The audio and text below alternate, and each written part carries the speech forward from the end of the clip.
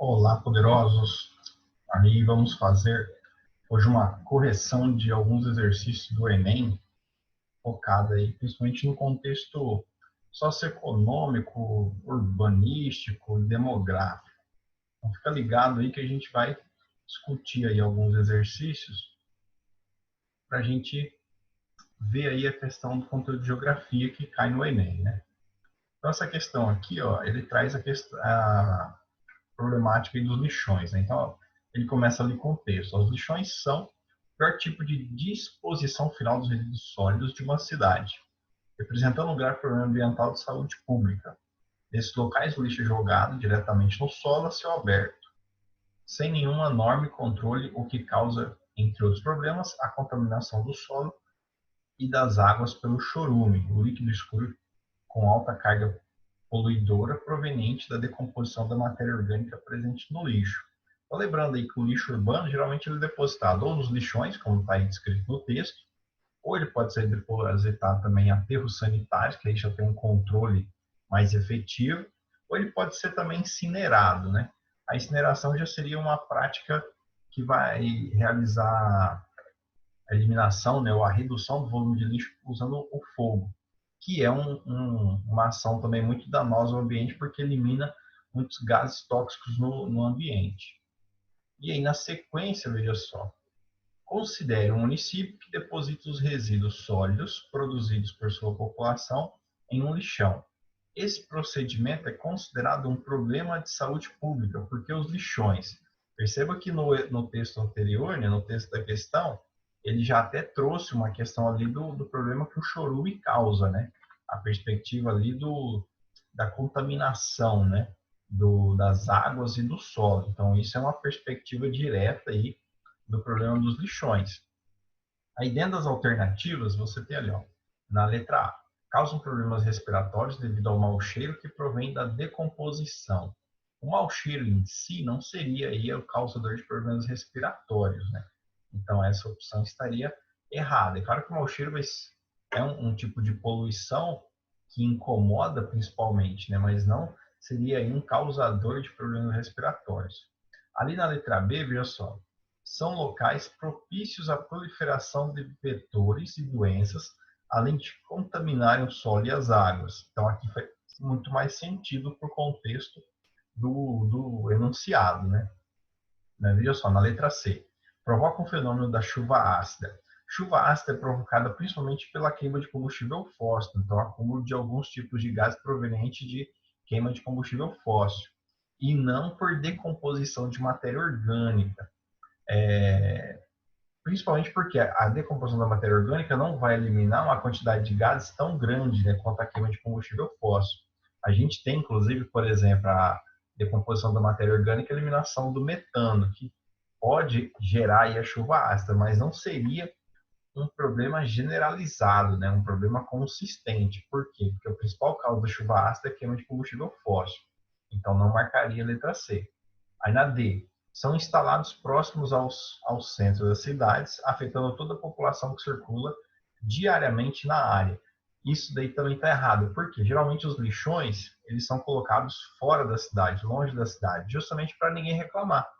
Porque se a população não reclama, os órgãos públicos não se sentem pressionados.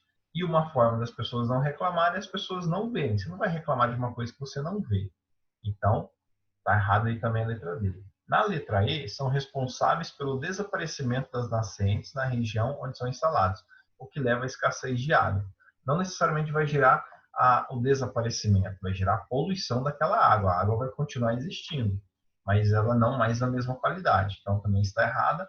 Aí, a alternativa correta, então, nós podemos indicar a letra D. Aí, vamos lá, o próximo, Enem 2016. Aí nós temos ali, ó, no Rio de Janeiro tem projeção imediata no próprio estado e no Espírito Santo, em parcela do sul do estado da Bahia e na zona da mata, em Minas Gerais, onde tem influência, dividida com Belo Horizonte. Compõe a rede urbana do Rio de Janeiro, entre outras cidades. Vitória, Juiz de Fora, Cachoeiro de Itapemirim, Campos de Goytacazes, Volta Redonda, Barra Mansa, Teixeira de Freitas, Angra dos Reis e Teresópolis. O que ele está dizendo aqui? Ele está falando de uma área de influência da cidade do Rio de Janeiro. Então você tem ali uma conexão direta, né, da cidade do Rio de Janeiro com outras cidades. Então você tem ali, ó, o conceito que expressa a relação entre o espaço apresentado e a cidade do Rio de Janeiro é, então, imagina aí, a cidade do Rio de Janeiro, e em volta da cidade do Rio de Janeiro você tem uma conexão, né, uma interconexão direta com a dinâmica urbana do Rio de Janeiro. Então isso seria o quê? Na letra A, frente pioneira? Não faz sentido. Frente pioneira está relacionada ao desbravamento de novas áreas, né? Então ali já é uma área consolidada, uma área antiga, de urbanização antiga. Então não seria frente pioneira. Letra B, zona de transição. Zona de transição também não seria a resposta correta, porque você não tem necessariamente ali uma transição. Aí na letra C, região polarizada. Então aí faz um sentido direto no que a gente está falando, é que Rio de Janeiro ele intercala aí essa dinâmica de conexão. Na letra B, área de conurbação. A área de conurbação faz parte da região metropolitana. Só que ele está dizendo ali que o Rio de Janeiro ele exerce projeção imediata no estado do Espírito Santo, no sul da Bahia e parte de Minas Gerais. Então, essa área ela não é conurbada. Lembra que a conurbação é quando o tecido urbano, né, uma mancha urbana, uma malha urbana se emenda com outra. Então, você não tem uma área conurbada tão extensa ao ponto da cidade do Rio de Janeiro se estender aos outros estados. Então, está errado aí também a área de conurbação. Na letra E, periferia metropolitana. Periferia metropolitana é justamente a parte, a borda, né, vamos dizer assim, né, da mancha a mancha da metrópole, né, região metropolitana. Então, a periferia seria a borda da região metropolitana, o extremo da área de conurbação da metrópole. Então, não seria essa a resposta também. Então, a resposta correta aí seria letra C, região polarizada, que entra aí no contexto, então, urbanístico da cidade do Rio de Janeiro, né, e essa influência. Então, a cidade do Rio de Janeiro é um polo para aquela região que abrange ali essas áreas, certo? Então, vamos lá. Enem 2009. Suíço Thomas chegou a São Paulo em 1855, então ali meados do século XIX, para trabalhar como colono na fazenda de café Ipicaba, em Campinas. A perspectiva de prosperidade que o atraiu para o Brasil deu lugar à insatisfação e revolta, que ele registrou em livro. Sobre o percurso entre o Porto de Santos e o Planalto Paulista, escreveu. Veja só, lembrando que o governo brasileiro, inclusive, ele fazia propaganda na Europa, né, para tentar atrair imigrantes para cá, né? E muitas vezes essas propagandas eram até apelativas, né, o que gerou aí a revolta do Thomas, por exemplo. Aí veja lá, então, as estradas do Brasil, salvo alguns trechos, são péssimas. Isso não mudou muito, né? Então, as estradas ainda continuam péssimas. Em quase toda a parte falta qualquer espécie de calçamento ou mesmo de saibro. Constam apenas de terra simples, sem nenhum benefício. É fácil prever que nessas estradas não se encontram estalagens e hospedarias, como na Europa, como as da Europa. Nas cidades maiores, o viajante pode naturalmente encontrar aposento sofrível. Nunca, porém, qualquer coisa que comparável comodidade que proporciona na Europa. Qualquer estalagem rural. Então, veja só, ele está dizendo que as estalagens, os hotéis, vamos dizer assim, né, urbanos no Brasil não chegava nem aos pés dos hotéis rurais lá da Europa. Isso lá no século XIX, né? Então, tais cidades são, porém, muito poucas na distância que vai de Santos a Ibicaba e que se percorrem em 50 horas no mínimo. Então, é claro que lá naquela época os meios de transporte eram outros, né? Hoje você faz uma viagem dessa muito mais rápido. Mas veja só, 50 horas você tem alguns dias de viagem. Então, geralmente essa viagem era feita aí utilizando animais, né? Em 1867 foi inaugurada a ferrovia ligando Santos a Jundiaí, o que abreviou o tempo de viagem entre o litoral e o Planalto para menos de um dia. Nos anos seguintes foram construídos outros ramais ferroviários que articularam o interior cafeeiro ao porto de exportação Santos. Então, até mesmo a vinda de imigrantes foi possível estruturar essa ferrovia, né? Porque antes a mão de obra escrava era um limitante, inclusive, para a expansão dos meios de transporte. Então, a vinda aí de imigrantes europeus e asiáticos foi fundamental para consolidar também essa expansão das ferrovias, principalmente no estado de São Paulo, em função da necessidade de escoar a produção de café. Então, veja lá, o impacto das ferrovias na promoção de projetos de colonização com base em imigrantes europeus foi importante por quê? Então, até já dei aí uma ideia, né? Aí lá na letra A, o percurso dos imigrantes até o interior antes das ferrovias era feito a pé ou em muares. Para quem não lembra, muares é o coletivo de mulas, né? Então, as mulas eram muito utilizadas porque elas são mais resistentes que os cavalos e mais rápidas que os bois. Então era muito aplicado aí os muares, né? Então conjunto de mulas. No entanto, o tempo de viagem era aceitável, uma vez que o café era plantado nas proximidades da capital de São Paulo. O tempo de viagem era muito longo, né? Então você tinha ali vários dias para fazer o tempo de viagem, então não era um tempo aceitável. Aí, se você fosse pegar aqui, né, até a parte do mar está correto, mas daí em diante, não era um tempo aceitável. Ali na letra B, ó, a expansão da malha ferroviária pelo interior de São Paulo permitiu que a mão de obra estrangeira fosse contratada para trabalhar em cafezais, regiões cada vez mais distantes do Porto de Santos. Ó, interessante aí essa afirmativa. Vamos lá na sequência. C. O escoamento da produção de café se viu beneficiado pelo aporte de capital, principalmente de colonos italianos, que desejavam melhorar sua situação econômica. É verídico que os imigrantes queriam melhorar a situação econômica, principalmente por causa dessa propaganda que o governo do Brasil fazia na Europa. Só que a maior parte dos imigrantes europeus que vieram para o Brasil está reunido, né, eram da Itália e da Alemanha. Esses países do século XIX estavam passando por reformas, revoluções, imposições políticas sobre uma parte da população.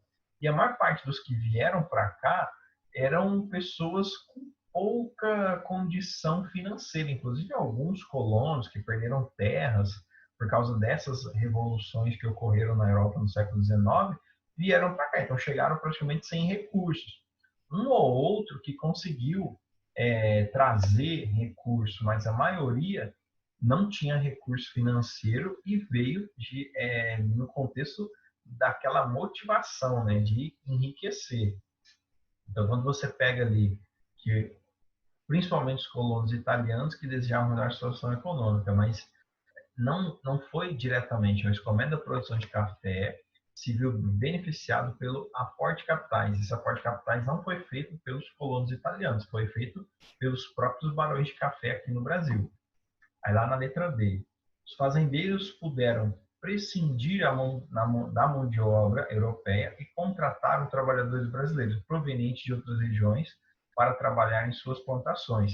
Lembrando aí que em meados do século XIX ainda tínhamos o trabalho escravo só foi proibido no final do século XIX, 1888, então está errado nesse contexto aí, porque até esse incentivo da vinda de imigrantes europeus tinha esse caráter cultural, né, de promover um branqueamento da população. Então, os fazendeiros, eles puderam prescindir da mão de obra europeia. Na verdade, eles queriam contratar mão de obra europeia. Eles só não queriam pagar, né? Queriam fazer ali aqueles acordos, acostumaram, né, com a mão de obra escrava, mas não tá, isso aqui está errado porque eles não contrataram trabalhadores brasileiros, porque a maior parte dos trabalhadores brasileiros eram escravos. Então está errado aí a letra B. Aí na letra E, as notícias de terras acessíveis atraíram para São Paulo grande quantidade de imigrantes que adquiriram vastas propriedades produtivas. Aquilo que eu falei antes. Esses imigrantes eles vieram com pouco ou sem nenhum dinheiro, então eles não conseguiram adquirir vastas propriedades produtivas. Então está errado a letra E. Aí o que sobrou para a gente, então, a alternativa B. A expansão da malha ferroviária pelo interior de São Paulo permitiu que mão de obra estrangeira fosse contratada para trabalhar em cafezais de regiões cada vez mais distantes do Porto de Santos. Então, essa aí é a alternativa correta, certo? Vamos lá, então, na próxima. Continua aí, não vai embora, hein?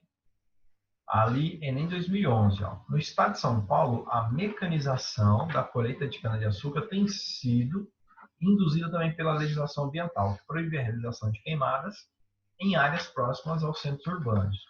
Na região de Ribeirão Preto, principal polo sucroalcooleiro do país, a mecanização da colheita já é realizada em 1,3 milhões de hectares, né? Milhão de hectares cultivados com cana-de-açúcar.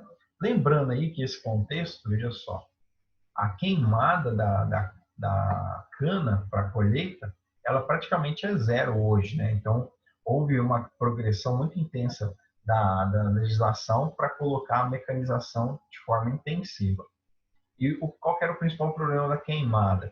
Principalmente das cidades próximas, né? O problema ali da qualidade do ar e a queimada que era realizada, né, acabava jogando muita cinza também sobre as cidades. Isso gerava um bocado de problemas, né? E sem contar com a questão da exploração do trabalho manual nas lavouras de cana, né? Que era degradante, os famosos boias frias. Então veja lá. O texto aborda duas questões, uma ambiental e outra socioeconômica, que integram o processo de modernização da produção canavieira. Em torno da associação entre elas, uma mudança decorrente desse processo é então, letra A, perda de nutrientes do solo devido à utilização constante de máquinas. A queimada, sim, pode causar perda de nutrientes. O uso de máquinas, no máximo, vai gerar uma compactação maior do solo. Então, não tem nenhuma relação com perda de nutrientes. Ali na letra B, eficiência e racionalidade no plantio com maior produtividade na colheita. Uma boa opção. Vamos seguir adiante. A letra C, ampliação da oferta de emprego nesse tipo de ambiente produtivo. Na verdade, você vai ter eliminação de oferta de emprego. O que antes era feito por uma dezena ou centena de pessoas fazendo o corte manual, vai ser feito ali por algumas máquinas pilotadas por alguns motoristas. Então, ocorre o que? A redução da oferta de emprego.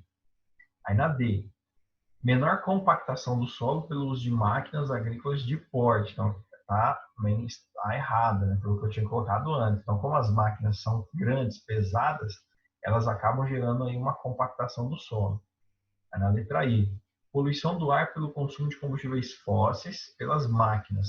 Existe poluição do ar pela queima de combustível fóssil utilizado nas máquinas? Sim, mas não chega nem próximo à proporção da poluição gerada pelas queimadas, que era de forma intensa, e isso acabava gerando ali, né, uma emissão muito grande num período muito curto de tempo. Então, a letra E também está errada. A alternativa correta, então, seria novamente a letra D, eficiência e racionalidade no plantio com maior produtividade na colheita. Então, a máquina tem um potencial de perda menor, inclusive até o fogo, né? Dependendo muitas vezes o fogo, se ele não era controlado, ele acabava estragando a lavoura, né? Tendo perda ali, principalmente por causa do calor, vai ter maior evaporação, então existia uma perda calculada. No caso do uso das máquinas, essa perda ela é bem menor, então a alternativa correta é a letra B. Vamos lá então. Aqui mais uma para a gente finalizar. Professor Paulo Saldiva pedala 6 km em 22 minutos de casa para o trabalho, todos os dias. Nunca foi atingido por um carro, mesmo assim é vítima diária do trânsito de São Paulo.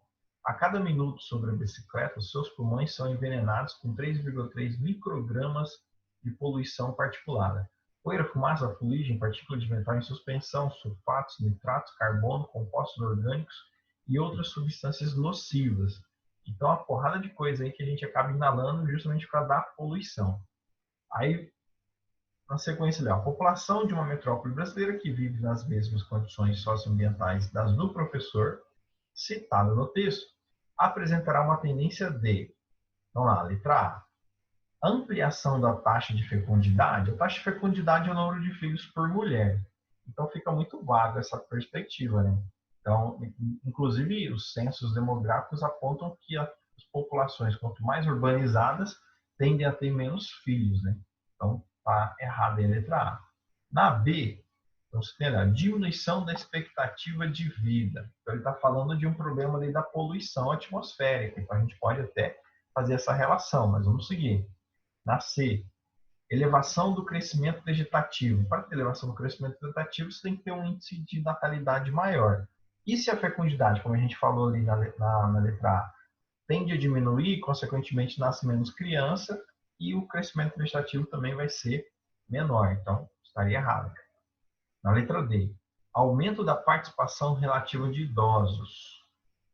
Não tem relação também com o aumento da população de idosos, nessa perspectiva que ele está colocando aqui. Né? A população de uma metrópole brasileira que vive nas mesmas condições socioambientais do professor, citado no texto, apresentará uma tendência de aumento da participação relativa de idosos? Não. Até porque você está exposto a um contexto de poluição, né? E isso pode prejudicar ali a população idosa. Aí na letra E, redução da proporção de jovens na sociedade. Então tem uma relação direta a condição do professor com a redução de proporção de jovens. O que está mais relacionado, mais interligado, então seria a alternativa B, diminuição da expectativa de vida, justamente que você está exposto a poluentes e a substâncias nocivas ao corpo, então você vai ter uma redução aí da expectativa de vida. Então a alternativa correta é a letra B. Então, espero que você tenha entendido aí a esses exercícios, tenha gostado aí dessa explicação e forte abraço, até a próxima